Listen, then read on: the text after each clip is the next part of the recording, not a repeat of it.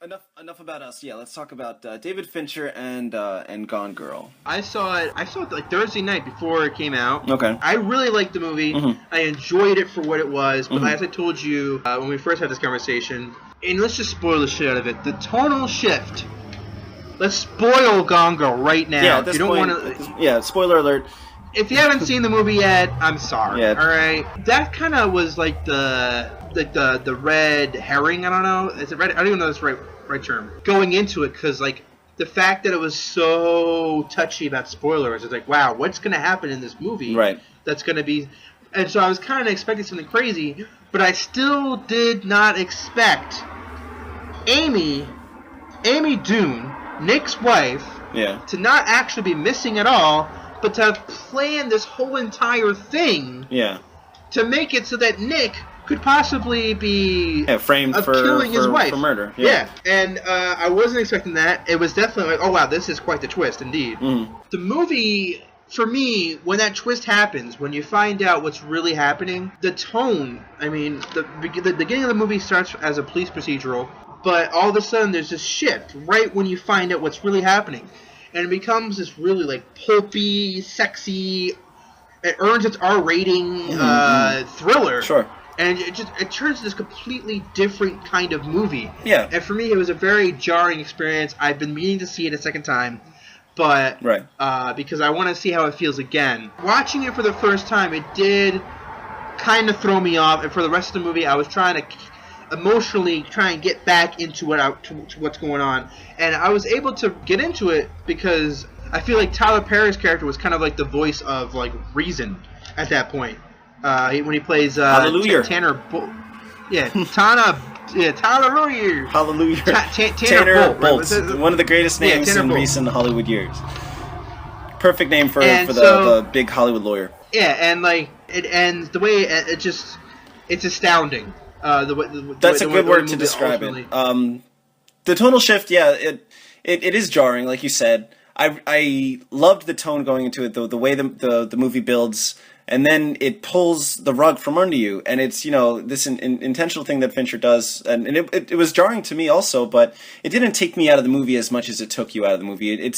I still enjoyed where the movie took me because I was very much invested in this new story of how Amy did it, and the changing in the time from you start with Nick done. And how he goes along. I don't even remember how he finds out that she planned it. It must have been one of the clues or something like that. Do you remember? It was the fourth clue, the shed, with all that shit in the shed. So he finds that, but she didn't plan on him finding that before the police did, right? I believe so. Yeah. Yeah. Okay.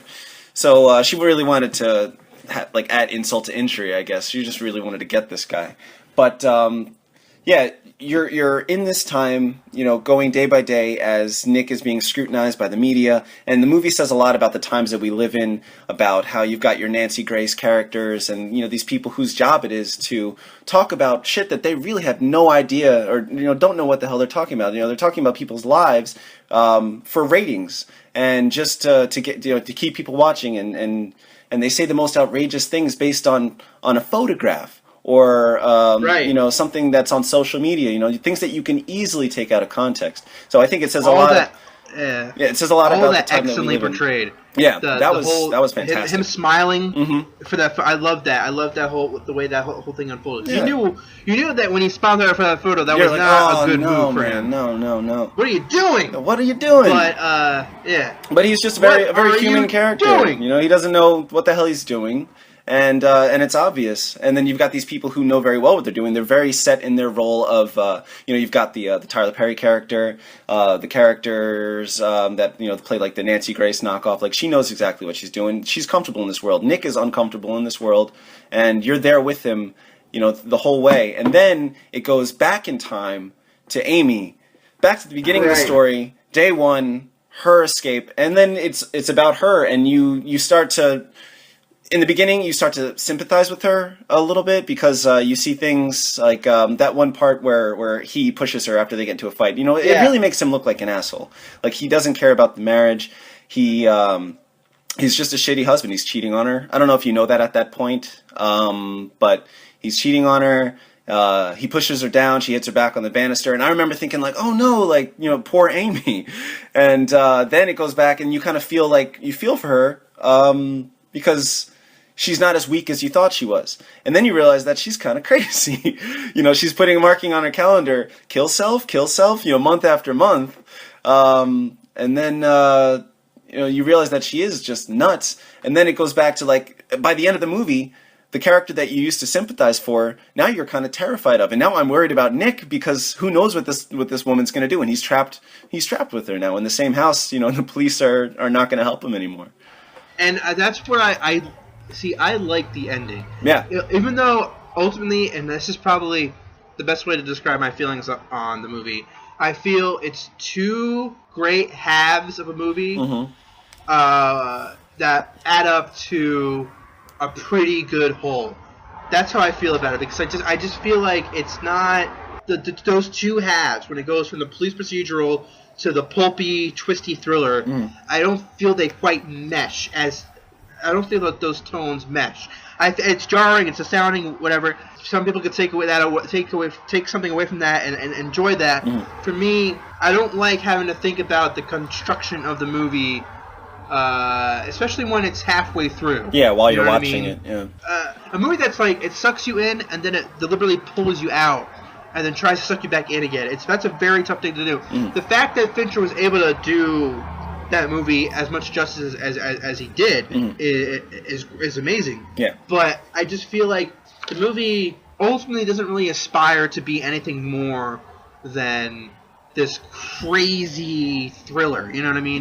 It's kind of B movie, which is Fincher loves to take these like B movie type stories and elevate them, and sometimes he elevates it to something that's way bigger than you thought it was going to be. For me, Gone Girl, I think he serviced the B movie aspects of the book and everything. All right. I don't think it kind of goes above. It kind of introduces satire on the media and all that, but I don't think it follows through. Yeah, there's just glimpses of that. Very, very nice glimpses. And he said that it wasn't really like his point. Right. To he didn't want to make that movie. Release. Yeah, but ultimately, I feel like that makes it. I feel like it's a thinner movie than it kind of promises to be. Like there's less there, but it promises to be. But having said that, I do enjoy I think, for me, because of how I feel about that shift, if the movie just kind of ended with her coming back, I think I would have liked the movie less, because I was like, okay, what? You know what? Yeah, it can't just stop there. Yeah, maybe if you're reading the book, it's a different feeling. But the fact that it kind of ends on this creepy note that like he really is stuck with her, I thought that was really well done, and that made me ultimately feel that this is a really good movie. Not one of my favorite movies of the year, but that ending definitely like helped me feel comfortable with it. Like I was like, yes, okay, I do like this movie, because I felt like that ending had the right touch to it. It was just because there's a lot of different ways you could end that movie, but the fact that you're just kind of like trapped in this marriage with them for what you feel like too long. Yeah. I feel like that's exactly what you should feel about that. It's like, oh, what? You're still with her? Come on! Like it's just like it's an insane situation. Yeah, definitely. And I like that about that. I do like the ending a lot. I love a movie that really that knocks you on your ass and stays in your head for a day or two after you leave the theater, and that's what Gone Girl was for me. I remember before seeing it that you had said that Fincher wanted people to go see this movie with their wives or their girlfriends and then leave wondering if the relationship was it was a movie that was going to test relationships. I took the Gone Girl challenge. I went and saw it with my girlfriend, and I remember walking out of the theater, and I was just joking around, but I remember like kind of looking at her like, like I don't know, but just joking. But you really don't know somebody until you spend 5 years with them, and I think that's what it was. Their 5-year anniversary, their marriage, it just went downhill. But right, yeah, you don't know what people are capable of, and obviously Nick underestimated Amy, and but yeah, because that movie just clouded my head for a day or two after. I couldn't just not think about it, just think all the possible ways it could have gone, things that could have gone differently. I think it's a great story, and that's why it's one of my favorite movies of this year so far. It's up towards the top. I completely understand that. I don't blame anybody for loving that movie. I want to see it again, like I said. It just didn't really do it for me like it did for everybody else. Where do you rank it in terms of Fincher's filmography? And I know you have Zodiac up at the top. Right. Yeah. For me, Zodiac is Fincher's masterpiece. Yeah. And again, that has a tonal shift, but it's gradual. Yeah. And I think that's what's different. Yeah, because you sit in Zodiac. It's very, very slow boil. Yeah. What's below Zodiac for you? For me, it's Social Network. Zodiac is 1, Social Network 2, Yeah. 7 is 3, Fight Club is 4, Gone Girl is 5. Oh, you got the whole list off. And I remember this. I remember this because we talked about this not too long ago. And then after that, it's kind of like whatever. Yeah. Girl with the Dragon Tattoo is after that. Yeah. Because I really do like the. I've seen Girl with the Dragon Tattoo 3 times. I've seen it once, but I really enjoyed it. I never saw the originals though. Yeah, the multiple viewings confirms to me that it's a pretty good movie, not a great movie, but it's a really great movie to watch from a technical standpoint because the way Fincher the way he moves the camera. Yeah. We can devote a whole episode to talking about Fincher. Yeah. And the way he uses the camera. Maybe when his TV show comes out next year, he has House of Cards. TV show he's doing. Utopia. He's doing a new show on HBO. Oh. He's directing all the episodes. All of a sudden, these directors want to direct. They want to do a whole season of a show, directing the whole season, like Steven Soderbergh. Yeah. With the Nick. Yeah. Wait, that's not Spielberg, is it? The Nick? That's Soderbergh. Oh, I think you said Spielberg. Did I say Spielberg? I don't know. Check. We'll check. Should we check the tape? We'll look back. We are recording. This is why I like the recording. Maybe I did say Spielberg, but I meant to say Soderbergh. Yeah. I'm pretty sure I said Soderbergh, but whatever. Whatever. But Soderbergh, Louis C.K. directs all his own shit. Yeah. Cary Fukunaga. What's his last name? The True Detective. Cary Oh, let's see. You know what I'm talking about. But True Detective was directed by the same. Every episode was directed by the same guy. So now David Fincher wants to follow that method. It's gonna be interesting though, because Fincher does a lot of takes. Cary Joji Fukunaga. Yeah. Okay. Fincher does a lot of takes. Uh-huh. He likes to do a lot of things over and over again. Yep. Whereas Soderbergh does things as fast as possible. So he is fast, efficient. He does as few camera setups as possible. And Justin, you got to watch Side Effects because maybe not the first time you watch it, but the second time you watch it. Second time I watched Side Effects, the sheer lack of setups. It's just amazing how simple the movie is shot, and yet it works so well as this thriller that it is. And you know what? Side Effects is actually a pretty good double movie for Gone Girl.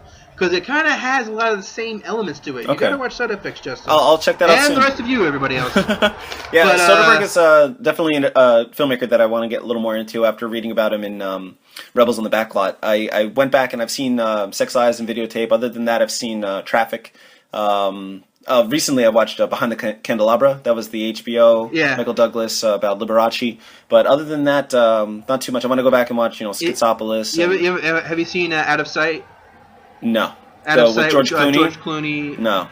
Oh, that's a wonderful yeah, movie. Gotta dive into Soderbergh, admittedly. Probably one of the better, romantic thrillers or crime romantic thrillers. Is that also my girl, Jennifer Lopez? Jennifer Lopez is probably at her hottest and sexiest. Uh-huh. And George Clooney, before he really knew that he was a star. Yeah. That's important. That was still when he was doing ER before he did Three Kings, right? Yeah, okay. Yeah. But, getting back to Gone Girl. Yeah. It's interesting with Gone Girl, like you said, with couples, seeing this movie, maybe reevaluating their relationships. It's interesting to me to think about, you're with someone for a long time, how they can change, or if they change, or what changes about them. Mm-hmm. That's all, I don't think you have to worry about being married to or being engaged to someone who's going to become a psychopath or is a psychopath. But there is cases 10 years down the line, mostly with husbands abusing their wives or things just go completely south. You wonder why they were such a great couple. Yeah, why did they get divorced? Yeah. Mm-hmm. And I will say Gone Girl does portray the shakiness of marriage pretty well. Yeah. I mean, I'm happily married, very, very happily married still, but it's just one of those things. It does make you think about the process of being with someone for their whole life, Yeah. and just what that means, and do you have to worry they're going to change, and not necessarily to a criminal or a murderer or like a yeah, it's not going to be as extreme as in the movie, but people do change. People go through very, very drastic changes over their lives. The older we grow and the more that we learn, we change as people. And how do you change with somebody together? Do you grow separately, or do you kind of go along the same path? It's really hard, I think, to maintain that kind of a relationship and keep it healthy. I guess that's what that movie's maybe attempting to say. Yeah. I definitely think so. So I guess we'll leave it at that with Gone Girl. If you haven't seen it, I highly recommend that you do. Me too. Yeah. And then at this point, do you want to take another break, or do you just want to keep going? Let's take another break. We'll wrap up 15, 20, 25, and then we'll go right to the end. We'll talk about what we're gonna do, future podcast episodes. Okay. What our next episode's gonna be. Okay. So we'll do all that after the break. Okay, we'll be right back. You're listening to The Long Take. Hey there, boys and girls. Justyn here. Thanks for listening to episode 1 of what Ken and I hope will be many episodes of The Long Take. We had a lot of fun making this episode, and we hope that you're enjoying it. Just wanted to take some time to let you know that we really want The Long Take to be an interactive experience. We want to hear from you. Like something you hear? Let us know. Or maybe you disagree with something we said. Tell us just how wrong we were when we said that one thing that you didn't like. Nothing is off the table. And who knows? You may wind up being a future guest on the show. You can contact the show on Twitter at TLT Podcast, or send an email to tltpodcast@gmail.com. Ken and I hope to hear from you very soon. Thanks again for listening. Now, back to the show.